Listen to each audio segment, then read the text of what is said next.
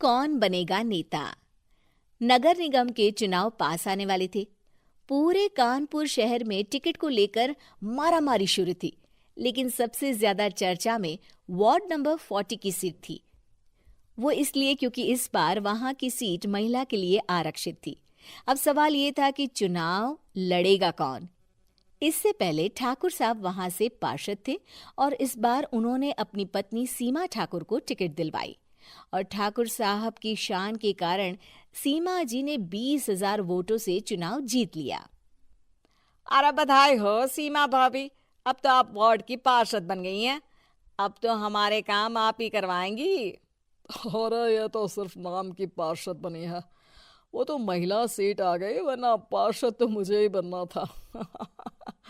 अब भले ही चेहरा इसका होगा, लेकिन पावर तो मेरी ही होगी। अरे वाह भाई साहब, क्या दिमाग लगाया है आपने भी। आइए आप लोग, खाना लगा दिया है सबके लिए। सीमा जी पार्षद बन चुकी थी, फिर भी उनकी एक ना चलती। सारे काम ठाकुर साहब खुद ही संभाल लेते और जहां जरूरत पड़ती वहां सीमा जी का अंगूठा लगवा लेते। सीमा जी ज्यादा पढ़ी लिखी भी नहीं थी। एक दिन ठाकुर साहब और सीमा एक प्रोग्राम में जाते हैं। अरे ठाकुर साहब, आप आ गए। ओहो, पार्षद मैडम भी आ गई हैं। स्वागत है आप दोनों का। लगता है हमारे पार्षद फंड का सही इस्तेमाल हो रहा है। चलिए अब उद्घाटन करते हैं। ये लीजिए ठाकुर साहब कैची, आप ही सबसे पहले प्रवेश कीजिए। सब लोग आगे निकल जाते हैं और सीमा जी पार्षद होने के बावजूद भी पीछे खड़ी रह जाती हैं। वो देखती हैं कि वेलकम बोर्ड पर उनका नाम है, लेकिन महिला होने के कारण कोई उनका सम्मान नहीं कर रहा। अगले दिन एक आदमी उनके घर आता है। अरे ठाकुर साहब नमस्कार। कल ना हम नोटिस किए कि हमारा घर तो अवैध है और नगर निगम वाले उसे तोड़ने आ रहे हैं। अरे कुछ कीजिए ना ठाकुर साहब। देखो भाई, मैं तो ज्यादा कुछ कर नहीं सकता, पर अगर तुम सबकी जेब गर्म कर दो तो कुछ हो सकता है। कुल मिलाकर 4 लाख लगेंगे। अरे 4 लाख ठाकुर साहब? अरे भाई, मैं अपने लिए नहीं मांग रहा हूँ।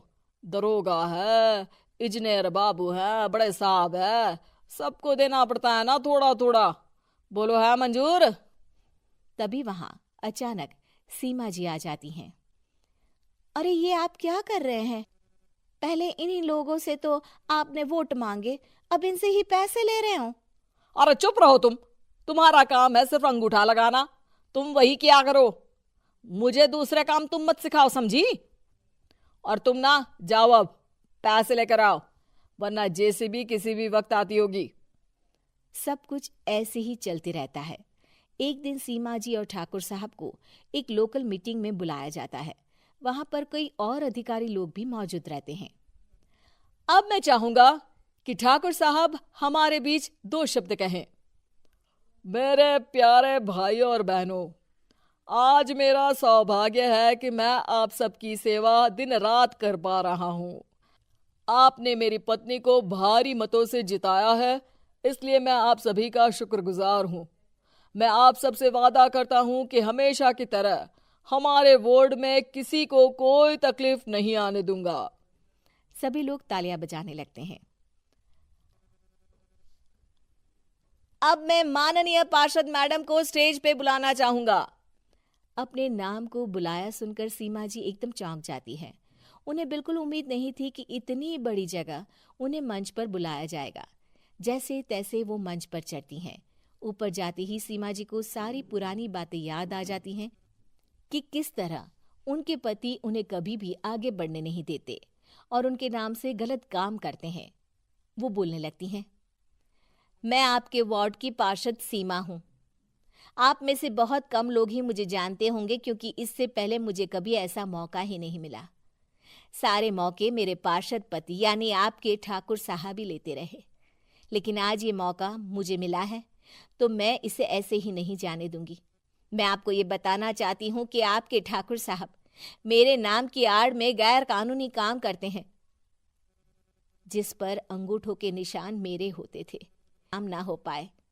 अब फैसला आप सबके हाथ में है कि आप हमें क्या सजा देना चाहते हैं। सीमा जी की बातें सुनकर ठाकुर साहब के चेहरे का रंग उड़ जाता है और वो शर्म से मुंह नीचा करके वहां से चले जाते हैं और पद से इस्तीफा देकर ही सही सीमा जी अपने आप में आत्मविश्वास महसूस करती हैं।